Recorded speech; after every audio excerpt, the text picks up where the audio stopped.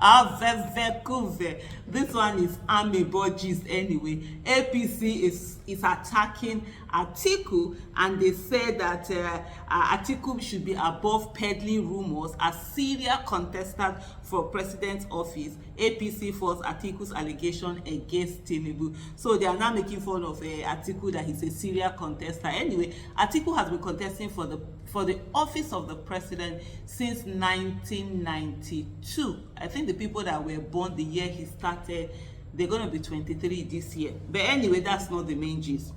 The party in the statement noted that Nigeria's democracy is far stronger than Atiku's political ambition. The All Progressive Congress has lambasted former Vice President Atiku Abubakar over his claim that 50 million naira is being paid to members of opposition parties by the ruling party. The APC's positions condemning Atiku was communicated in a press statement signed by the party's National Publicity Secretary, Felix Moka, on Tuesday. This Felix Moka myself, I don't understand his own. You know, I understand you are secretary, publicity secretary, but guys, they calm down. You get certain things like they send you, people say they send you message as a slave. You don't have to deliver it as a slave. But anyway, let me go back to the party in the statement noted that Nigeria's democracy is far stronger than Atiku's political ambition. It said, as a veteran politician, one would expect Atiku to understand that while democracy may be about winning election, it is more importantly about respecting the will of the electorate and working towards the greater good of all. The statement accused Atiku and other opposition party leaders of lacking ability to lead their parties. They want to lead Africa's most populous country. As discerning citizens, I'm reading it, I'm thinking it's APC that is talking. If not for Nigeria the way Nigeria is, will APC even dare to raise their head? They should be ashamed of themselves, how woefully they have failed. But then anyway, they say talk is cheap. As discerning citizens, Nigerians know better than to be distracted by the false alarm and hollow allegations of desperate politicians whose only goal is to shore up their political relevance in the build-up to 2027 general elections. The statement read, Atiku should focus on rebuilding his party and offering constructive solutions to Nigeria's challenges. The former vice president and presidential candidate of the People's Democratic Party, PDP, in the 2023 presidential election, Alhaji Atiku Abubakar, like a badly broken record, has continued to point fingers at the All Progressive Congress, APC, for the festering rot in his party and the spectacular dysfunction of opposition parties generally. I don't blame APC, don't worry. This was how PDP once thought that they can never be in opposition. They were saying they will rule for 50 years, they will do this, they will do. At the end of the day, what now happened? We will reach there. At the National Conference on Strengthening Democracy in Nigeria held in Abuja on Monday, January 27, 2025, Atiku warned that the nation's democracy was somewhat imperiled by judicial involvement in electoral matters. Also, without a shred of evidence, Atiku alleged that Bola Ahmed Tinubu was paying certain opposition leaders a whopping 50 million naira each to discombobulate opposition parties in the country. The party alleged that the Olusegun Obasanjo/Atiku administration conducted the worst election in the country. He said it was in the Atiku era as vice president, particularly in 2003 and 2007, that the PDP conducted the worst elections in our political history.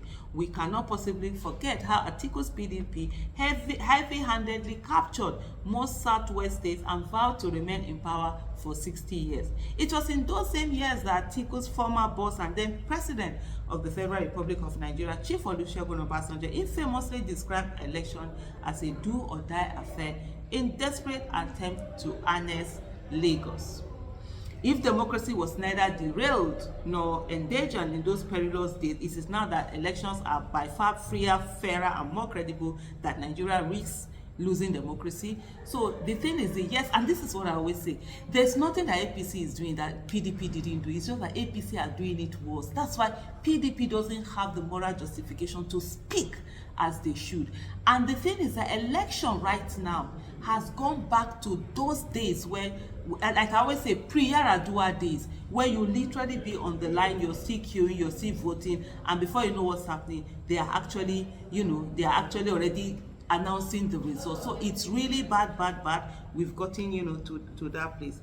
The party also slammed a statement credited to Atiku that judicial involvement in Nigeria's electoral matters is a threat to democracy.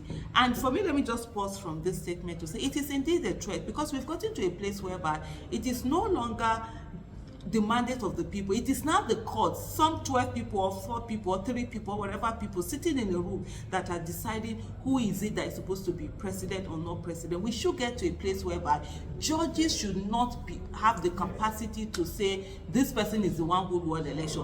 What they should have capacity to do is to say something like, oh, election has been done, it wasn't there, go back and have a rerun, go back and redo the election. But whereby you are having judges now be the one to say this is the person, then it's really not democracy. Let's look at Imo State, where someone who came forth eventually became whom the judiciary imposed. That's wrong.